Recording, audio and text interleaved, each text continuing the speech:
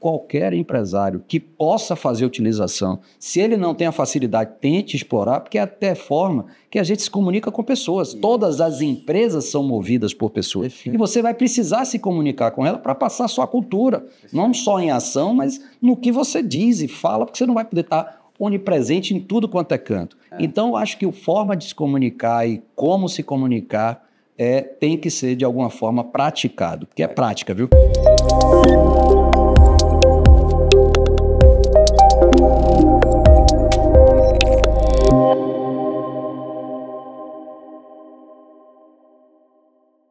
Fala, meus amigos, sejam muito bem-vindos a mais um episódio do Marcas de Valor. A gente está aqui no episódio super especial, um convidado especial, vocês vão gostar muito desse papo. Antes da gente apresentar o nosso convidado, quero passar um recado aqui para vocês. A gente está no nosso canal do YouTube, você que não é inscrito ainda no nosso canal, se inscreve no canal. A gente tem uma estatística onde a gente conseguiu identificar que algumas pessoas que assistem o nosso episódio ainda não estão inscritos no canal. Então se inscreve no canal porque você tem benefício, você vai ser alertado sempre quando a gente liberar um novo episódio, perfeito? Então se inscreve aí no canal. A gente também está no Spotify, você que gosta de treinar, está dirigindo aí, está se deslocando para uma reunião, a gente está no Spotify, pode ouvir nossos episódios também lá, perfeito? Recados dados, a gente vai agora apresentar o nosso convidado de hoje.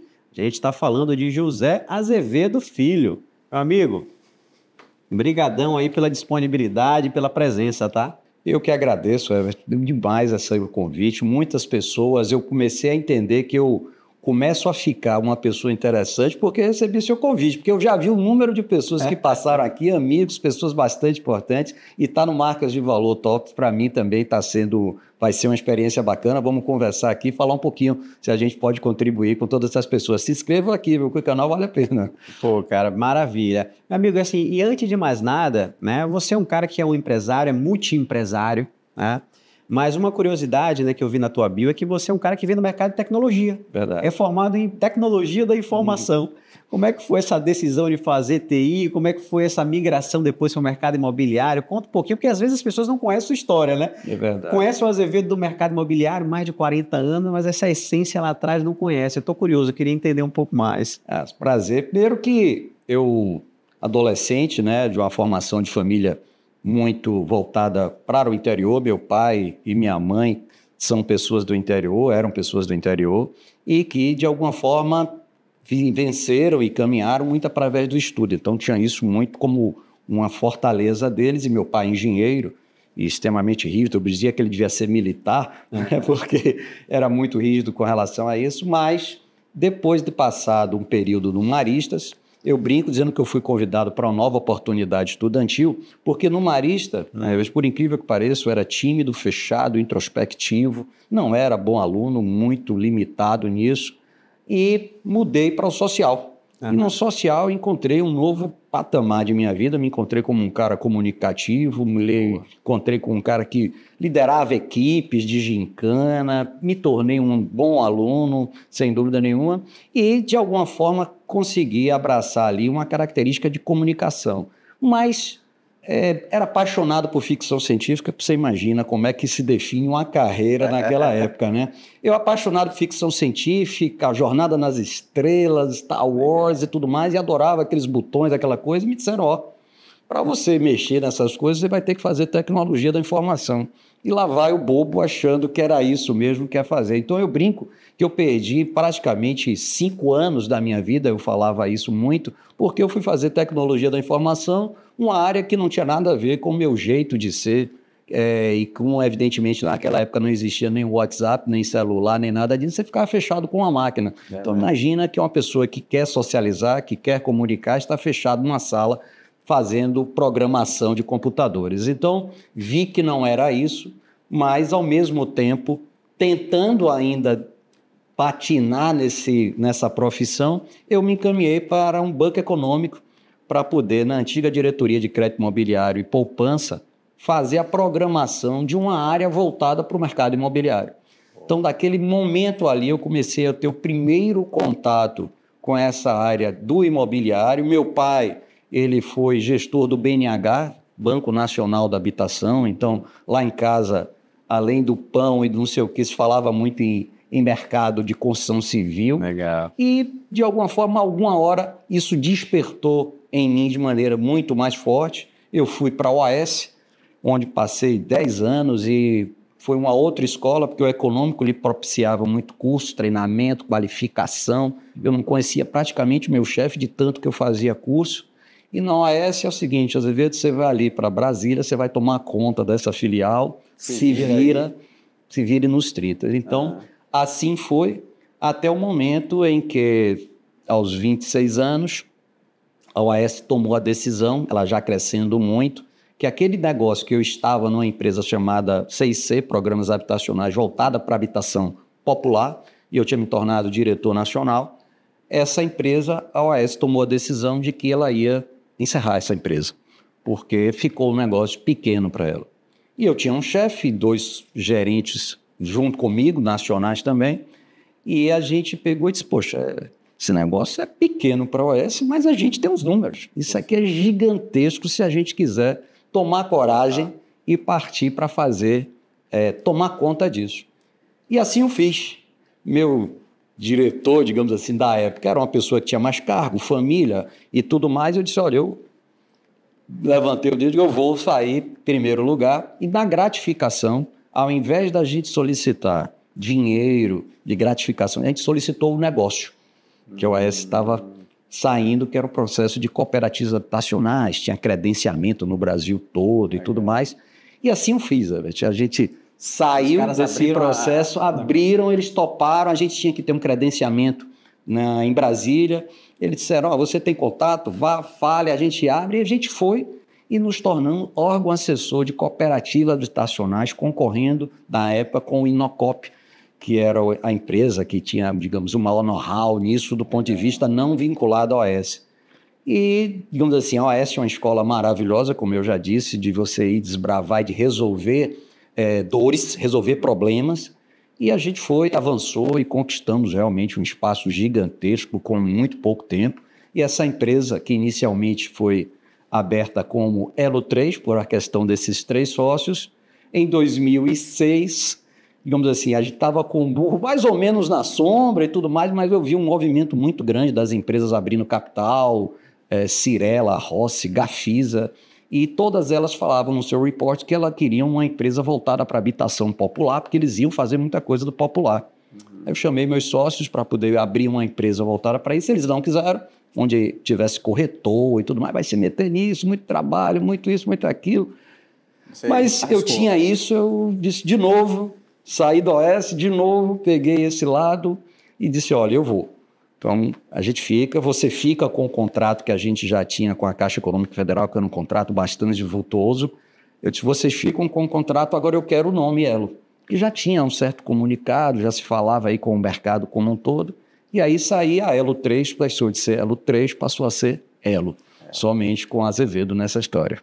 Que massa, meu amigo. E assim, é interessante entender esses seus movimentos, né, de identificar a oportunidade, né, já aquela visão ali, né, de futuro e fazer essa migração. Como é que foi esse desafio dessa migração aí? Pô, já que, como você falou, você estava com o burro na sombra e tal, como é que foi o seguinte? Não, cara, eu preciso me reinventar. Como é que foi essa decisão aí? Eu naquela época não era, digamos assim, muita coisa que eu fiz, sendo bem franco, eu fui descobrir o que eu estava fazendo depois. Porque aí eu fazia o curso, eu dizia, o nome é esse, né? E eu fiz isso, fiz aquilo. Então eu montei festivais de imóveis aqui, o primeiro festival em 1998, no Cabo Antônio Shopping ali no Imbuí, onde juntei incorporador, agente financeiro e tudo mais. Fui repetir a dose 2 anos seguidos nesse processo, que gerou o Feirão da Caixa, inclusive com Raí, aquela coisa toda. Legal. E fui fazendo movimento sempre dentro de shopping center, aeroclube, Caboatã Shopping. Fiz agora de novo, revivi isso, 26 anos depois, eu fiz agora um feirão chamado Financiamento Fácil dentro do Caboatã Shopping, ou do Cabana Paralela, e foi um sucesso maravilhoso. Então, na verdade, eu fazia algumas coisas quando eu fui fazer o curso da ESPM, do curso do IPAM, que é o Instituto Português de Administração e Marketing, e o pessoal ficava dizendo, isso aqui tem um tal de Kotler, que fala que era isso e isso e aquilo. Você foi estudar, deixa eu ir atrás. Eu digo, opa, então deixa eu correr atrás desse processo todo. Então, na verdade, eu ia muito por essa linha minha de empreendedor. Eu me descobri um empreendedor voraz, realmente eu gosto de fazer as coisas, ao contrário, talvez se você me perguntar qual é um defeito, Azevedo, é a dificuldade desse não para que a gente abra novas gavetas, né, sem estar exatamente fechada a outra, então esse é uma... O famoso foco também, né? Exatamente, Desviar, então desviar foco, então essa capacidade minha, eu falava muito, e tinha muitas ranhuras com algumas pessoas, exatamente quanto eu disse, cara, foco, foco, foco, mas eu gostava um pouco disso, né, gosto ainda bastante, então eu fui fazendo. Digamos assim, me reinventar um pouco, eu diria que foi um pouco dentro da empresa, porque quando já estava ela, de alguma forma, aí já aprendendo, que na bonança pense, se você é empreendedor, o que é que você vai pensar em alguma coisa, como é que esse mercado está se movimentando. Então, eu sempre gostei muito de estar lendo, de estar olhando o raio-x, visitando locais, para poder observar como é que estava indo o mercado ou outros mercados, o que é que estava influenciando, digamos assim, no macroambiente na nossa vida da empresa. E foi aí que eu identifiquei também que eu estava bem na Elo, a Elo deu certo, tudo aquilo que eu vi de reportes que a gente estava falando aqui das empresas Cyrela, elas realmente vieram para cá e, coincidentemente, eles encontraram uma empresa que se apresentava, que se posicionava para vender popular, para atendê-los. Perfeito. Então, todas elas acabaram de alguma forma abraçando a gente, e a gente viveu aquele boom maravilhoso que aconteceu lá de 2008 e em diante até a Dilma II, digamos assim, isso, né? Então, mas a gente viveu esse processo todo, mas, de novo, olhando isso, e aí já com um pouco mais de experiência, um pouco mais de maturidade, eu disse, não, eu preciso buscar alguma coisa, porque talvez esse negócio da Elo possa vir a de sofrer novo, alguma né? coisa. Reinvenção. Reinvenção. E aí identifiquei a Remax, né, através de uma coincidência que vale muito a pena contar isso, porque eu falo muito e acredito muito em energia também, viu, Everton? Perfeito. O empreendedorismo, hoje a gente tem técnicas que a gente, de alguma forma, baliza a decisão de entrar ou não na empresa, mas energia também tem muito a ver, total, né? Então, de alguma forma, eu recebi um contrato da JHSF, que estava querendo desenvolver esse lado dele de baixa renda. A JHS, sempre marca de luxo, queria desenvolver a baixa renda, comprou uma empresa e estava querendo desenvolver isso em Teresina, no Piauí. E ela, de alguma forma, fez a concorrência para ver quem seria essa empresa imobiliária dela, e eu ganhei. Só que o conselho lá da JHSF São Paulo pegou e disse assim, olha, você pode definir até quem vai ser o segundo membro dessa venda, mas sozinho você não pode ficar. Mas como você foi o que ganhou, a gente deixa você escolher. E eu brigava direto com a CIA, uma empresa que vende Alphaville pelo Brasil afora, uns estandes. Brigava no bom sentido, era uma competição muito ferrenha. E a pessoa nem conhecia direito, que era o Renato Teixeira, meu amigo, sócio. E Renato, de alguma forma, eu chamei ele, eu digo, olha, a gente briga direto nos estandes, mas eu ganhei esse contrato e eu preciso chamar uma pessoa, eu queria que você fosse comigo. Ele, pô, mas é um contrato milionário, o que é que eu te devo? Aí eu disse, olha, você me deve o seguinte, toda vez que sua empresa passar 5 unidades na minha frente, você para de vender para não passar vergonha. Já que eu estou te chamando, pô, você pelo menos respeite isso, vamos fazer uma coisa de cavaleiro. Mas enfim, isso foi uma mão que eu, claro, não cobrei nada para ele. Legal. E eis que vi o jornalzinho dizendo que a Remax estava chegando no Brasil. E aí fui atrás e já tinha sido definido onde era, já tinha presidência da Remax, já tinha tudo mais, e era em Alphaville de São Paulo. E eu mandei um e-mail pedindo para poder ser entrevistado. E lá fui eu, para poder ser entrevistado, para poder ver se trazia a Remax aqui para a Bahia. E quem era a pessoa que não me contou até o momento que eu abri a porta? Renato, que era o presidente da Remax. Cara. E aí ele disse, olha, a Bahia já está vendida. Eu disse, poxa, eu só quero a Bahia, mas eu só quero a Bahia. Ele, olha, lembra aquilo que você falou? A Bahia era minha, agora é sua. Massa, então, cara. Essa sinergia foi de tal forma que de Bahia eu comprei Brasília, de Brasília comprei Sergipe, e hoje, digamos assim, desde 2013 eu sou sócio na Remax Brasil como um todo, que essa forma. Então, a inquietude o tempo todo de novos passos a serem dados dessa veia empreendedorística me faz abraçar novas frentes. Maravilha, meu irmão. Se a gente puder falar assim da Remax em números, né, de vendas, de unidades, esse tempo todo aí, como é que seria esses números? A Remax ela teve um crescimento bastante, digamos assim, exponencial, né? Ela levou um tempo claudicando, que é uma coisa bastante importante. A gente teimou muito em não seguir o modelo americano, que a Remax é uma franquia mundial, tem 118 países, E a gente, enquanto sócio aqui, queria tropicalizar muito o modelo. O americano sempre dizia que é lá de Estados Unidos. Ele sempre dizia, segue o modelo, segue o modelo. E a gente insistindo em tropicalizar, até o momento que a gente resolveu realmente seguir o modelo. E hoje já são 640 franquias no Brasil, em 1.000 municípios, são 11 mil corretores. Vendemos nos últimos 12 meses 2,8 bilhões de reais. Se tornou a maior empresa do Brasil em venda, superando não só imobiliárias e redes que vendem, mas vendemos mais do que qualquer incorporadora do Brasil. Então, nós vendemos mais do que MRV, Cirela, Rossi. Então, todas aquelas empresas listadas na Bolsa, a gente conseguiu essa força, superamos o Allops, que é uma empresa nacional. Então, se tornou uma coisa bem bacana e positivamente, hoje bem orgânica, já gerando filhotes. A gente já abriu uma empresa dela e que a gente fez a M&A dela e já vendemos. Que massa, amigo, muito bom. Na sua visão, Azevedo, quais são os principais desafios desse mercado imobiliário? Você vai falar alguns aqui, onde é que você cite os principais? Eu diria que mercado imobiliário, ele é cíclico. Então, ele tem momentos que ele está em alta, em baixa, ele tem alguns tipos de negócios, mas tem muitos atores. Esse recado depende muito do ator. Né? Eu tenho falado muito num podcast que a gente faz, BN Imóveis Cast, onde a gente conversa muito. Se o ator é o corretor de imóveis, eu acho que o primeiro passo é qualificação. É um desafio enorme para essa categoria, porque o curso que ele faz é muito curto e 3 meses, 4 meses, você sai com uma profissão em que você não investe, a não ser seu tempo e aqueles 4 meses do curso, porque você não compra o imóvel para vender, o imóvel é de alguém e você acha o comprador, então você não tem investimento pecuniário, digamos assim, da coisa. Então, isso, de alguma forma, criou-se uma barreira de não querer apostar tanto. E aí, na sua qualificação. Então, esse é um desafio que eu insisto, o mercado está mudando, as coisas se tornaram globais e essa exigibilidade de uma boa qualificação, de um bom atendimento, vai também chegar para o corretor de imóvel. Claro, tem vários movimentos positivos, mas acho que ainda precisa. Então, acho que, falando do corretor de imóveis, eu diria que é esse o grande desafio que hoje se enfrenta. Do ponto de vista do incorporador, construtor, eu diria que primeiro é o público com quem ele está vendendo. Isso hoje é um desafio muito grande. Então, a maturação do mercado imobiliário de incorporação é longa.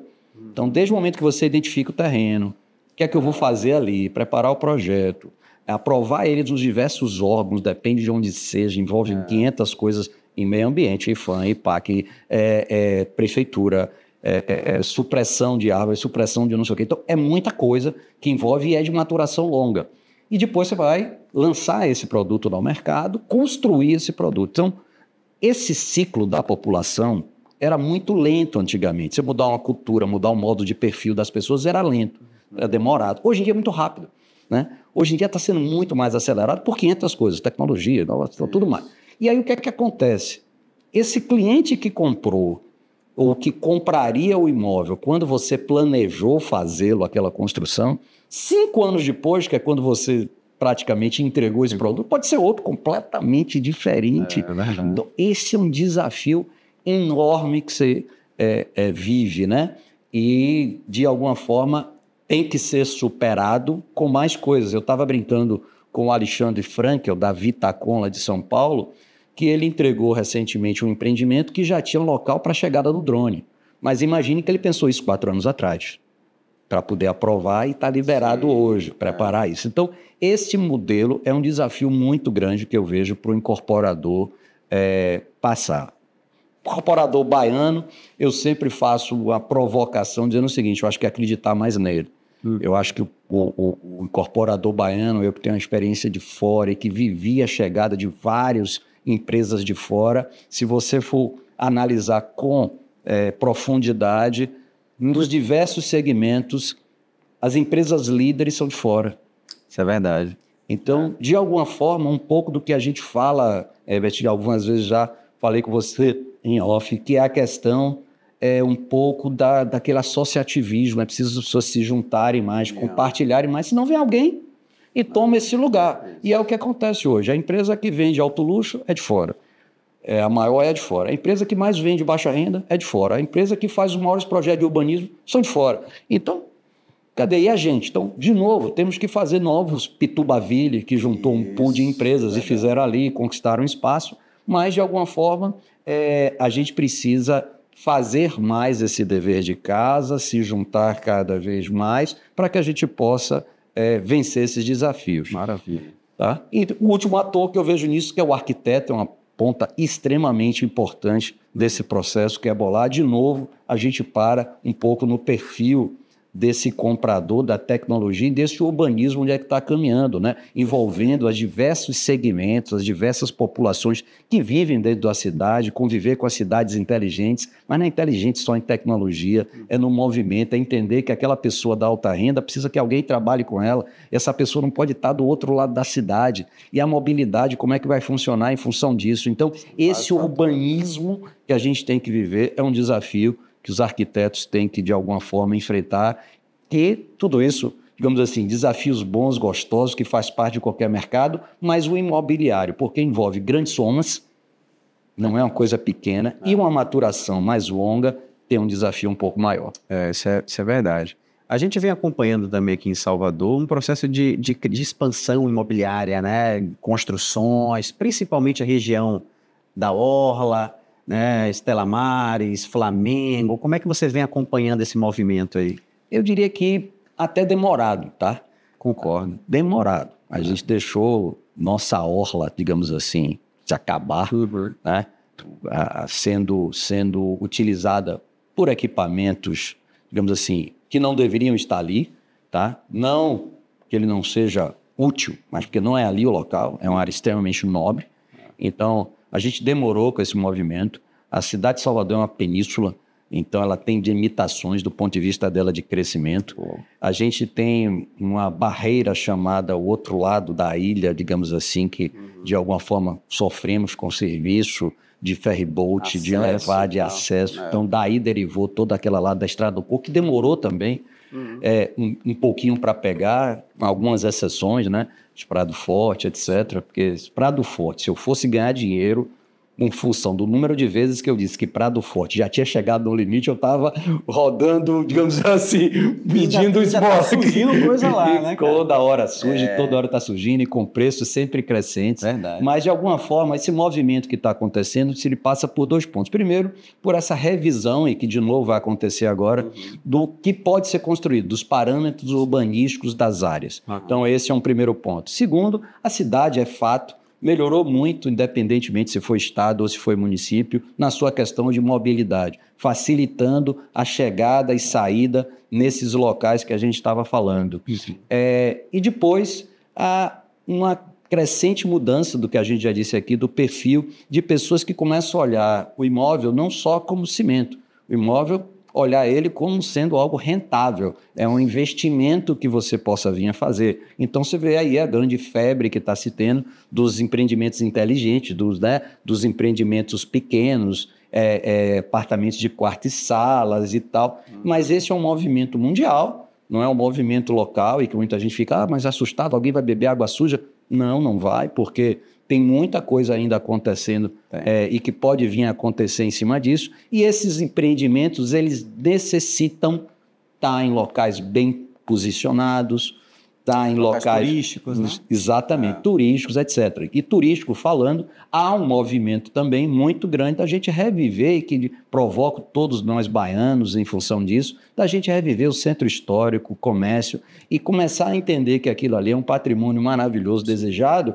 e que no mundo moderno, que a gente chama e que agora que a gente adora se assemelhar, 80% do mercado imobiliário da Holanda é no centro histórico. Se você visita Lisboa e paga para poder ir para lá, você vai visitar e fica lá, e tem pessoas convivendo e morando lá, e são os lugares mais chiques e mais bacanas, com o preço do metro quadrado altíssimo. Verdade. Então, Herbert, este movimento começa a acontecer de uma maneira mais forte aqui na nossa cidade, por tudo que ela está propiciando. Existe um incentivo imenso chamado Renova Centro. Só para você ter ideia, quem compra um imóvel lá no centro histórico, ali Praça da Sé e tudo mais, ele ganha isenção de IPTU durante 10 anos. Nossa, ele não bacana. paga o imposto de transmissão, que é chamado de PIV ou ITBI. Sim. Então, você tem diversas modalidades, inclusive para o incorporador, que compra um terreno, exemplo, para poder fazer um empreendimento lá. Esse incorporador ele tem de benesse 50% do valor para ele poder usar em alguma outra coisa junto à prefeitura municipal. Então, muitos benefícios que estão sendo colocados, mas de alguma forma a gente ainda tem um movimento extremamente lento. E, de novo, aí vem um mineiro e lança o Fera Palace. Aí vem a prima, que é um espanhol, e lança o prédio da tarde, e lá aquele maravilhoso, aquele prédio que é onde está hoje lá o Fasano. Então, de alguma forma, esses movimentos precisam acontecer da gente. A gente precisa se moldar a isso, a gente precisa acreditar em nossas áreas, em nossos modelos e fazer esse tipo de ação. Maravilha, cara. Isso é uma aula aqui, né? Uma aula de história, uma aula de mercado. E aí, puxando um pouco para a tecnologia, né? A gente vê que o mercado imobiliário, na minha visão, e tudo hoje é tecnologia, é IA, né? Inteligência artificial e tudo mais, a gente começa a ver que o mercado imobiliário também está começando a adentrar, né, de ferramentas de tecnologia e tudo mais. Uma das empresas que você é sócio, a gente estava conversando aqui, é uma empresa que você consegue dar facilidades, né, para donos de imóveis e locadores e locatários, né? Queria que você explicasse um pouquinho desse negócio, como é que foi essa sua entrada nesse negócio, porque é um negócio interessante, é um negócio bem bacana. A veia de tecnologia que vinha lá de trás, que eu abandonei, de alguma forma, ela serviu para duas coisas. Ou seja, na verdade, eu entendia que eu perdi 5 anos, 4 anos ali fazendo tecnologia, mas na verdade não foi. Ela deixou lá uma sementezinha que é o facilitador do mundo, né? Que vem através da tecnologia e da inovação. Perfeito.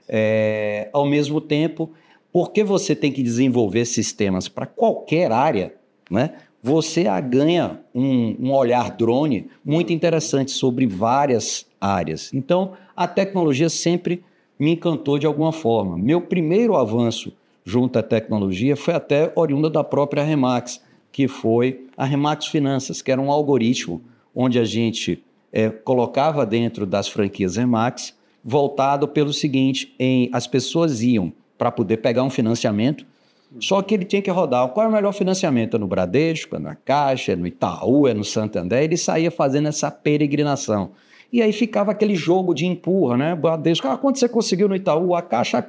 Então, a gente desenvolveu um algoritmo, tá? Uma centralizadora, desenvolveu um algoritmo onde o cliente, através do perfil dele e de algumas perguntas que a gente fazia, a gente já respondia, e a gente tinha noção de todas as taxas de banco, perfil e tudo mais, já identificava qual era o melhor banco para ele. Perfeito. E a gente criou isso, trouxemos uma Venture Capital para nos ajudar dentro desse processo em termos de capitalização, né? E fizemos isso crescer, ela se tornou, dissociou da Remax, se tornou a ATA. A ATA a gente implementou pelo contato com franquia. Eu fui fazer lá na USP o curso de gestão de franquias e tudo mais, o MBA lá. E a gente desenvolveu também essa modelo da ATA em franquias, e acabou que com isso a gente vendeu para a Quinta Andar, conseguindo aí 45 vezes o valor que a gente já tinha investido na franquia. De alguma forma, isso gerou esse desperto, mas nos trouxe, comprado, que fomos pela Quinta Andar, que é uma unicórnio brasileira, né? E comprado pela Quinta Andar, a gente entendeu que tinha um modelo bacana e interessante para aquilo que eu fui treinado, que era a baixa renda.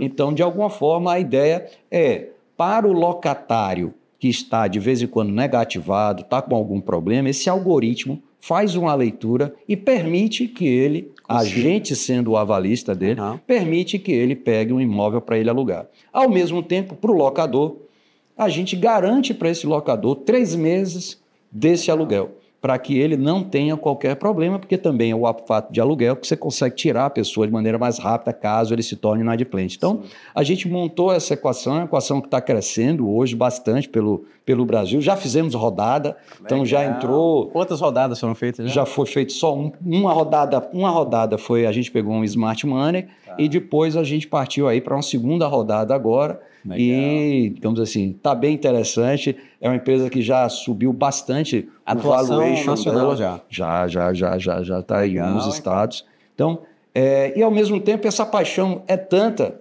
que eu fechei, digamos assim, lá num programa que eu tenho, que você conhece, a gente fechou e está desenvolvendo uma parceria com a Secretaria de Ciência e Tecnologia do Estado, onde a gente leva as startups baianas para poderem serem apresentadas não só a alguns pares, como da Secretaria de Ciência e Tecnologia, do SEBRAE, do Parque Tecnológico e até fundos investidores em startups, onde essas pessoas avalizam essa startup. Avalizada essa startup, a gente abre o processo para que ela possa receber investimentos, seja de anjo, seja de rodadas e tudo mais, e dar impulso. Então, uma aceleradora, né? Muita coisa bacana. A aceleradora tem uma cadeira lá também, tem uma aceleradora que faz o papel desse também. Mas a gente pode fazer através por crowdfunding, entendeu? Essa captação dele. Então, tem diversos modelos, vai depender muito da startup, né? Perfeito. Do seu fundador, do que ele deseja, se está preparado. Então, a gente faz um processo desse todo, às vezes até de hibernação dentro dessa startup, dentro de um órgão desse que eu falei, de um parque tecnológico, etc. Perfeito. Então, a tecnologia, aí eu tenho descoberto muitas coisas interessantes que eu fiquei realmente muito apaixonado. Cara, que legal, né? E aí, pô, esse é um negócio interessante, né? Porque você falou em parque tecnológico e a gente vê que o movimento de tecnologia na Bahia ainda precisa crescer, ainda precisa evoluir, né? Tem algumas pessoas que estão ali em alguns movimentos, mas quando você olha para, por exemplo, Recife, você conhece lá o parque tecnológico deles lá, então assim, é muito pujante. E aqui a gente tem, por exemplo, um parque tecnológico que agora está passando por uma reestruturação, mas durante muito tempo ficou ali na inércia e tudo mais, né? Então, como é que você está olhando isso também? Ou seja, você já enxergou uma oportunidade, já puxou para junto, né? Você vê que tem muita oportunidade nesse sentido? Muita oportunidade, e o que mais nos anima é dizer o seguinte, talvez Floripa, Recife, como você fala, em termos de estrutura, a gente está procurando chegar no que eles já estão fazendo, servindo eles até de benchmark para que a gente possa fazer, mas eu acho que a gente tem um grande diferencial. A gente tem aqui claramente um povo extremamente criativo. Se você passa 1 dia, 2 dias, é meu convidado para a gente poder fazer isso. 1 dia, 2 dias, você vai ver a riqueza de startups em diversas áreas que aqui a gente tem. A gente tem um povo extremamente criativo. Verdade.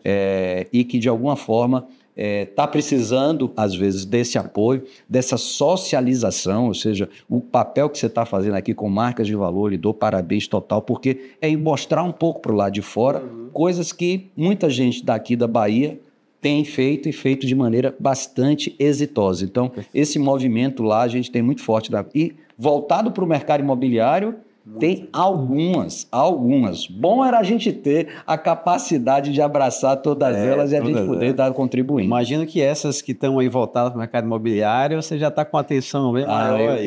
Eu olho com muito carinho, Hoje eu já me permiti dar uma diversificada em algumas coisas, furar essa bolha um pouquinho e olhar um pouco mais macro em algumas coisas.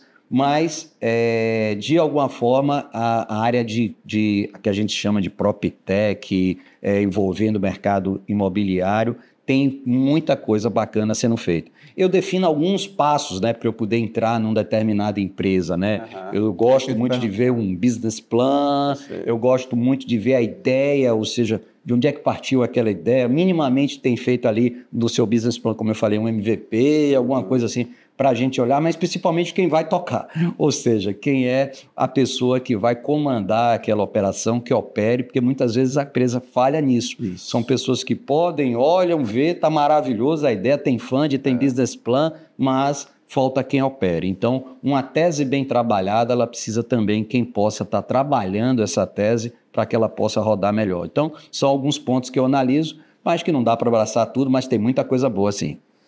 Meu amigo, parabéns pelo trabalho aí, porque você é um cara que não para, cara. Já percebi aqui em meia hora de papo aqui que você está sempre atento a oportunidades e sempre tá ali tentando encabeçar movimentos, e isso eu acho que o nosso estado precisa disso, né, Azevedo? A gente vive num estado que é muito grande, né, o estado da Bahia, como você falou, a gente tem muitas riquezas.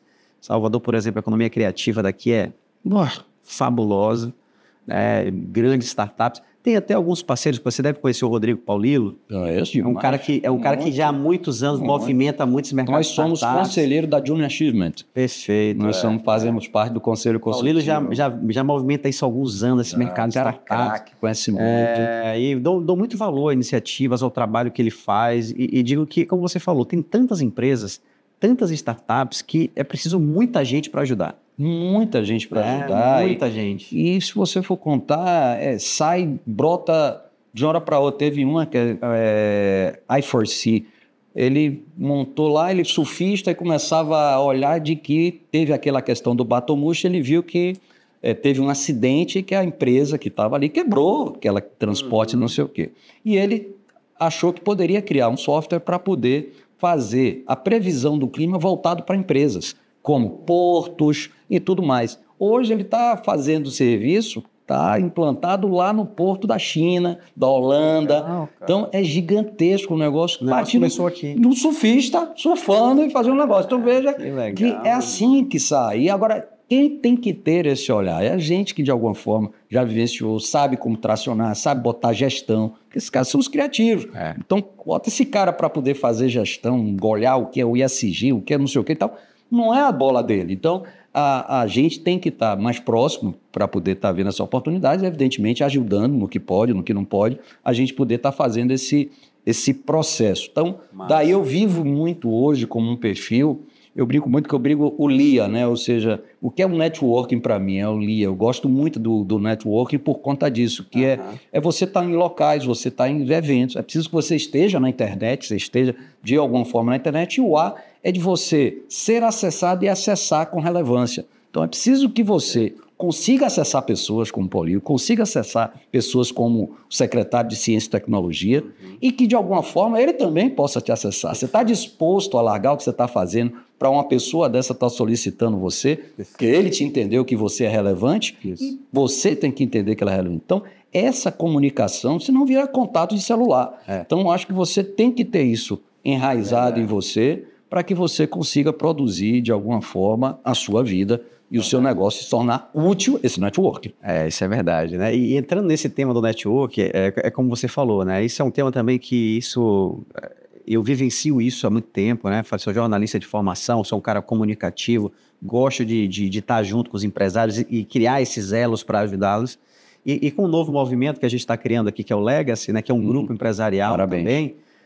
O foco é exatamente esse, porque a gente está trazendo empresários para o grupo, que são empresários que alguns deles já estão em outra fase da vida, já de investidores e tudo mais. Como é que eles podem ajudar esses novos empreendedores de tecnologia, de startup? Então, você tem essa função, a gente tem uma função do lado de cá. Então, e isso a gente acaba ajudando a economia. Eu acho que esse é o foco, né?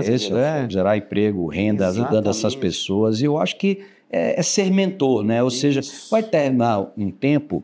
Eu digo o seguinte, a gente acaba querendo deixar legados e tudo mais, né? Seja do ponto de vista do que você fez, propriamente dito. Eu tenho uma ação muito forte que eu quero modificar aquele cenário de lá do centro histórico.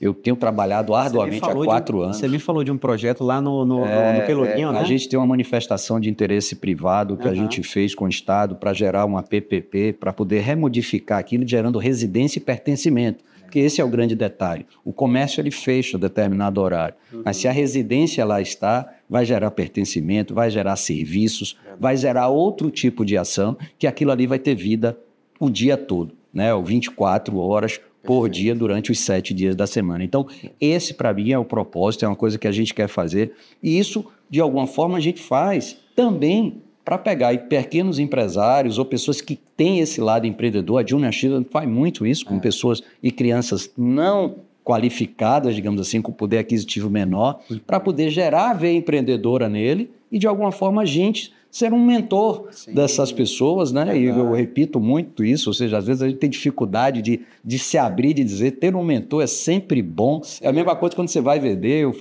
já fiz 3 M&As, já tentei uns 3 que já não deram certo também, e você ter junto com você um advisor, uma pessoa que possa estar te ajudando e encontrando caminhos para que você não se envolva somente emocional. Tem que envolver técnica, tem que envolver trabalho, né? Para que você possa fazer. Basta que você tem que ser protagonista, que você tem que ter o seu propósito muito bem enraizado. Então, tem todos esses processos que você já tem que passar. Então, poxa, entrega um pouquinho também desse lado para quem está querendo fazer. Retorna um pouquinho aí, né, para a sociedade. E nem só pessoas novas, viu? Tem pessoas mais maduras e de vez em quando, e que às vezes acerta num determinado negócio, cresce desvaradamente, você precisa dar uma arrumada nessa casa, aproveitar, ele criou um negócio grande, aí sofre determinadas dores que alguém pode comunicar. Isso. Então, esse interligamento que você quer fazer, inclusive, com esse seu projeto, eu acho fundamental, e o baiano precisa exercer mais, porque o que tem de diferente da gente com relação lá, sem dúvida nenhuma, o dinheiro está muito mais do lado lá do Sudeste e do Sul, mas eles têm um detalhe, eles são fechados no associativismo, eles são fechados, e a gente vê aí Faria Lima e tudo mais, que a gente cita, mas vá mexer no pilão deles ali, que eles se doem todo, né? Exatamente, é confusão, se une e tudo mais. Exatamente. É, né? O que falta mesmo, né, para o empresariado baiano, mas acho que a gente, né, com o esforço de todo mundo, a gente vai tentando mudar um pouco isso, né? Eu acho que isso é importante. Agora eu queria falar um pouco do seu lado comunicador. A gente falou aqui, cara, Azevedo, mercado imobiliário, TI, né, movimento empresarial. Você há 4 anos comanda o programa Band Empresarial. Verdade. Né, de fato, um cara que vem aí nesse movimento, né, de valorização, né, empresarial aqui do Estado.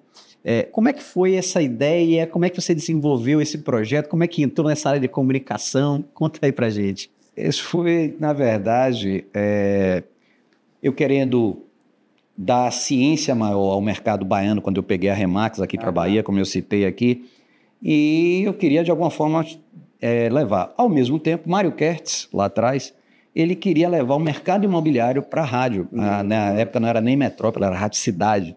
E ele queria isso. Aí, digo, Mário, tem um horário aqui. Se você pegar esse horário, eu vendo barato esse horário e tal, tá bom, eu pego. E aí, só que o horário era de sábado, de 1 da tarde às 3, você imagina, né? Você nem se divertia sexta, sábado pela manhã, esqueça, porque você tinha que preparar esse programa lá. Mas eu fui e comecei na rádio, fazendo esse programa com os meus franqueados daqui, a ideia de falar de mercado imobiliário e trazer esse lado da rede, porque é um negócio novo, né? Rede de franquias, né? Para o mercado imobiliário. E assim começou. Só que por esse horário ser muito ruim, eu disse, Mário, não aguento mais, já tenho 2 anos aqui, não aguento mais fazê-lo, eu estou saindo. Só que eu fazia os feirões de imóveis e contava muito com o apoio da Rede Bahia. A Rede Bahia disse assim, você saiu de Mário?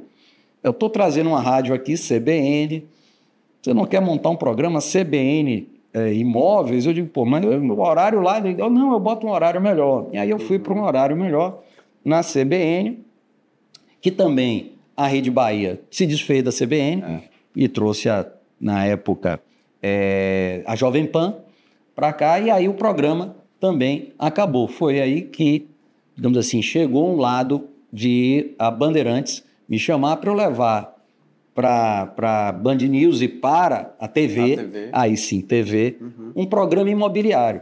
Só que eu já tinha entrado numa empresa, Bente, né, que grandes amigos e sócios, que a gente desenvolvia negócio, a gente achava que a gente tinha que desenvolver negócios bons aqui para a Bahia, por baianos, e a gente começou nessa febre muito grande, que a gente acessava o dinheiro quando a gente estava na nossa... Mas o dinheiro precisava de projetos. Isso. Então a gente montou um primeiro projeto, que é o que a gente tem muito forte, que é voltado para a terceira idade, é um resort voltado para a terceira idade. Legal. Que é bem bacana, com todos os serviços. Aqui em Salvador? E muito legal. Tá? Na verdade, não é Salvador, Bahia, é Abrantes e tal. Perfeito. Mas fizemos isso e fomos trabalhando de alguma forma essa parte. E aí eu fui abraçando alguns pontos. Essa Bente era uma fábrica de trazer negócios. E aí, eu, conversando com o Augusto, da Band, Augusto disse, poxa, bicho, você tem um lado não só do imobiliário. Estou vendo que você tem um lado, você tem isso, tem aquilo, mexe com aquilo, mexe com aquilo. Por que você não faz um programa empresarial? E Edmilson, que era o diretor comercial lá, disse, pô, então vem e tal, faz. E isso surgiu. E vou lhe confessar, acho que recentemente teve um negócio muito engraçado. A Prima fez um evento imobiliário para lançar um empreendimento dele, Világio, que lançou ali no Cidade Jardins. E aí me convidou, recebi o convite, fui eu lá para esse negócio. Quando chegou lá, não achava ninguém do imobiliário. Olhei, não achava ninguém, sentei lá. Quando chegou um dos colegas meus da prima, perguntei, puxa, que hora? Eu acho que eu cheguei no horário errado, conhecendo ninguém. Ele, não, rapaz, você foi chamado como imprensa.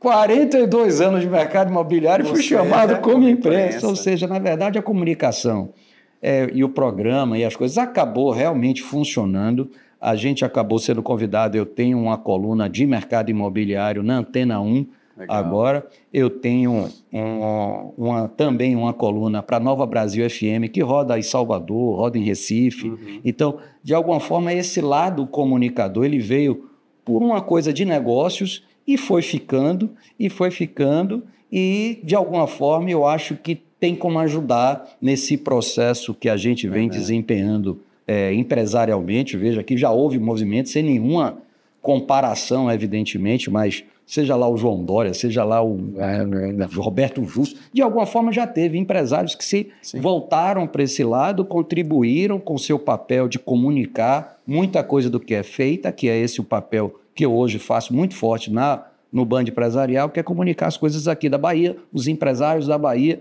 e muita coisa que dá certo. Muita coisa que dá certo. Legal.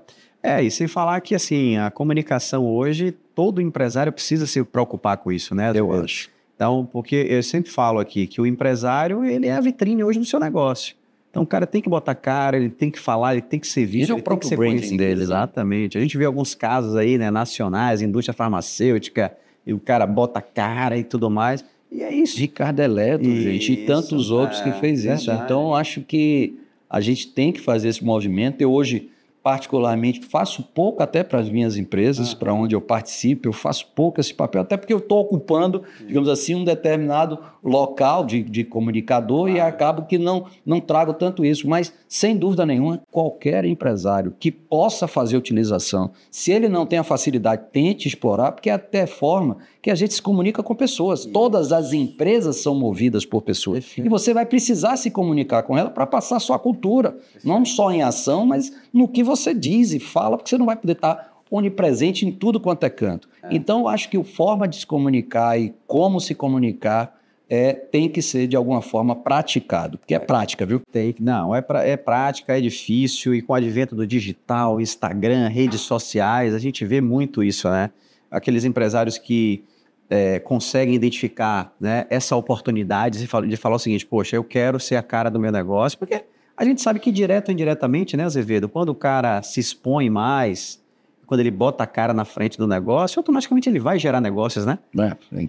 Você, por exemplo, você já é uma referência para o mercado, né? Comunicação, direto ou indiretamente, você gera negócio para os seus negócios.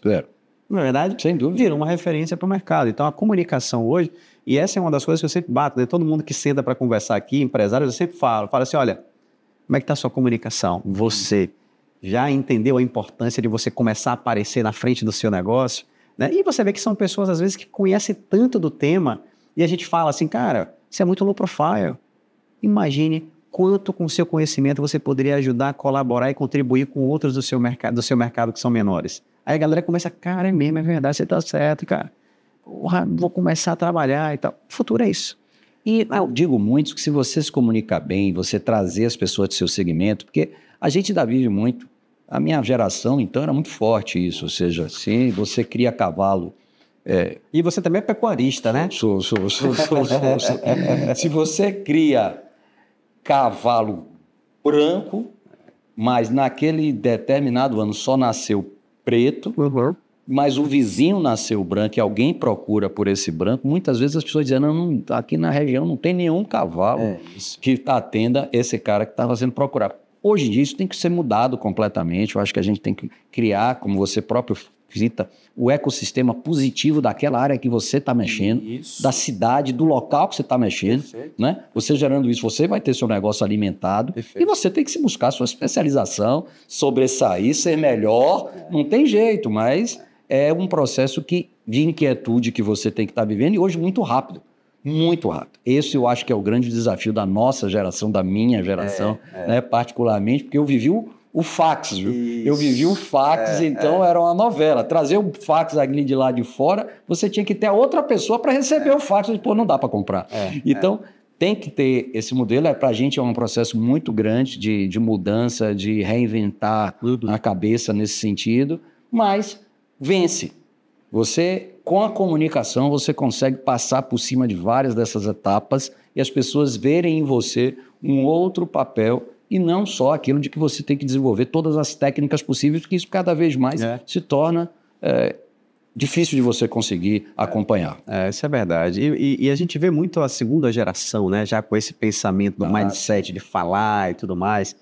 E você é um cara diferenciado, né? Porque você é um cara que é não te chamar de velho, né? Mas da jovem, mas da velha guarda. É mesmo, mas que ano que vem já for 60. Então, mas que tem essa cabeça e essa chave já virada da importância da comunicação e se adaptando para isso e tudo mais. Então isso é bacana, cara, porque é como você falou, hoje o mundo ele é muito mais fácil para as empresas que criam seus ecossistemas. E é verdade, a palavra da vez é isso, comunidade e ecossistema, né? É isso, quando aí as pessoas saem daqui e vão visitar o Vale do Silício, né? Porque não sei o quê, passei de uma empresa para outra, saí de não sei o quê. Sim, você vê, estão todas as empresas ali, vivendo da tecnologia, vivendo disso tudo, e a gente quer viver afastado, conversa com o concorrente, para discutir as dores que o mercado está passando. Então isso hoje é muito louco. Eu fiz um feirão de imóvel, fiz com outra imobiliária.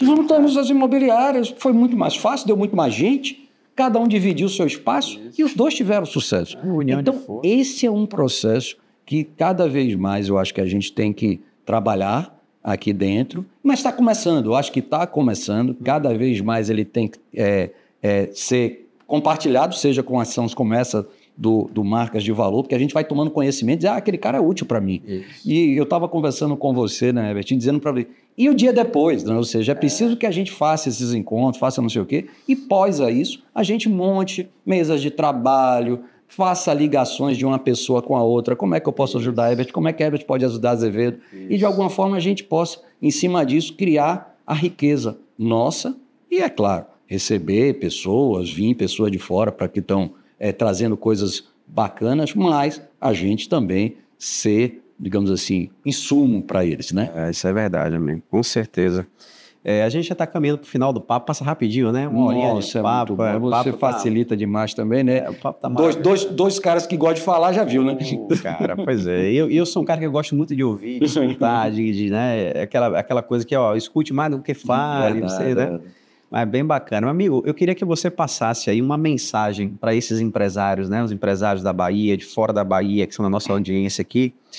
Algumas dicas, né, para que eles possam ter sucesso nos seus negócios, dentro da experiência que você já tem de mercado. Se você puder pensar aí 3 dicas aí para que eles possam... Eu criei alguma coisinha minha, Herbert, eu falo muito de 5 P's que eu gosto muito de tratar, né? Eu brinco muito que eu tenho os 5 P's mais sérios, os 4 P's mais leves, mais brincalhão, mas que, de alguma forma... É uma coisa que não é nada de coach, não é nada de mentor, mas que eu vejo como muito forte na minha vida, que eu acho que deve ser de muitos. Primeiro, você ser protagonista do seu próprio negócio. Então, meu amigo, não adianta empurrar a responsabilidade, porque é você que você vai ter que fazer, você que vai ter que acordar, cria um propósito, porque vai lhe ajudar a você ser o protagonista, né? O que dá vontade? Por que você vai acordar de manhã cedo, né? Por que você vai fazer aquilo? Então, adoro fazer esportes. Então, para mim é para poder viver mais, eu quero viver muito. Então, para mim, eu criei esse propósito e eu vou ser protagonista. Eu vou ter que levantar, ter disciplina para poder pegar e fazer isso. Depois, eu acho que também um terceiro P, a persistência, né? Eu acho que você tem que ser resiliente naquilo que você está fazendo. Não adianta, um insucesso não vai deixar de ter, você vai ter que buscar essa solução. Eu acho que depois é parceria. Eu sempre vivi de parcerias, eu tenho... a capacidade de ter empresas é porque acha a pessoa boa, mas ter sócio, mas acha a pessoa boa, você não sente suficiente tranquilo para ser sócio, bote como parceiro, mas você dividir, trocar opiniões, fazer esse tipo de coisa, cara, eu acho assim fundamental. Então, são os 4 P's, assim, tem um quinto que eu boto como sendo pessoas. Eu acho que você tem que ter pessoas que operem, que faça isso, que lhe dê paz, que lhe dê leveza, que desobstrua a sua cabeça. Então, você ter esse processo também é muito importante para que você consiga se dar melhor, ou seja, as coisas são mais leves, né? Porque muitas vezes você vai ser obrigado a fazer aquilo que você não quer. Então, É preciso que você torne esse dia a dia mais leve para você fazê-lo e evitar os outros 4 P's que eu falo sempre, é culpar o país, né? Porque a inflação, porque não sei o quê. Culpar os pais, meu pai não me deu isso, meu pai não me deu aquilo. Aí culpa, por último, o patrão, meu patrão me persegue, meu patrão faz isso, meu patrão. E por fim, não tendo mais que ele culpa o pai eterno. Aí já foi Deus, já foi caracada, essa parte espiritual e tal, não adianta. Então, você que tem que ser protagonista para não ter os 4 P's do culpar os outros, né? Cara, muito bom, viu? Muito bacana essas dicas aí.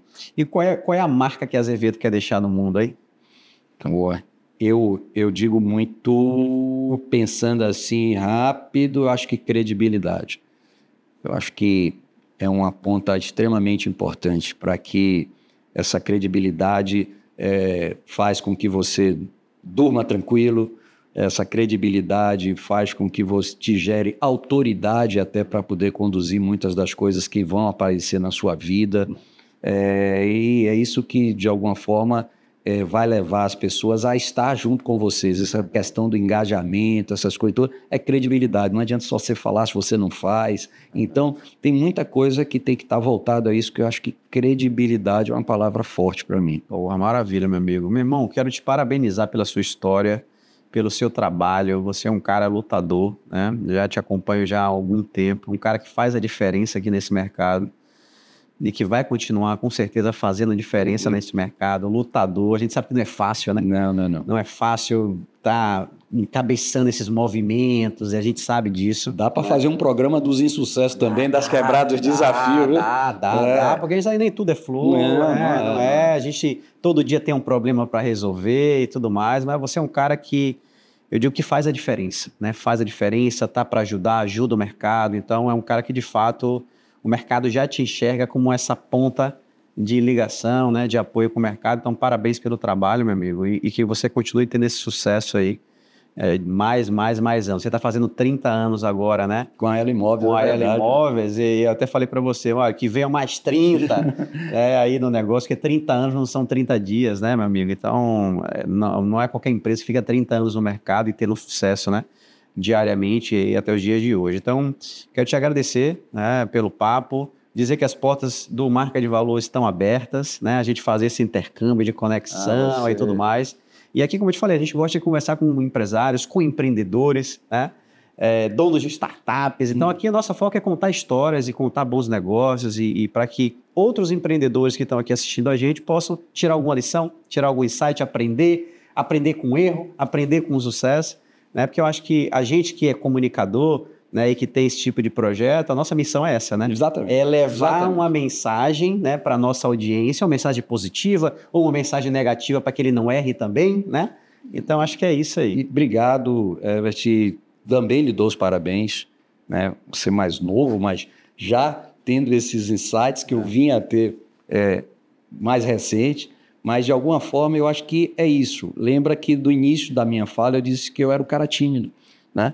E a gente tem que vencer essas barreiras, apostar, ver onde é que está limitando, né? Cultura, de alguma forma, mata a estratégia, né? No café da manhã, né? Então, a gente tem que vencer, de alguma forma, essas barreiras e que a gente vai conseguir. Eu acho que esse que é o propósito. A gente tem um país rico, eu amo o mercado imobiliário por causa disso, é o nosso celeiro, onde a gente pisa, as pessoas querem comer e depois querem ter um teto. Verdade. Então, isso de alguma forma é o que me leva à paixão e todo o resto vem em função um pouco disso que eu amo e que eu desejo que cada um de vocês também possa ter essa realização e que a gente pode contar sempre comigo.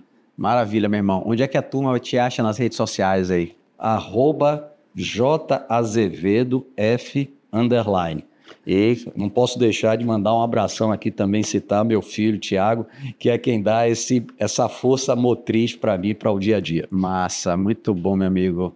Gente, é isso. A gente chegou ao final de mais um episódio. Antes da gente encerrar, passar mais uns recadinhos aqui. A gente também está no Instagram, né? Que o nosso Instagram é o legacybusiness.ba. Então, lá você vai ver muitas notícias, cortes dos episódios do Marca de Valor, né?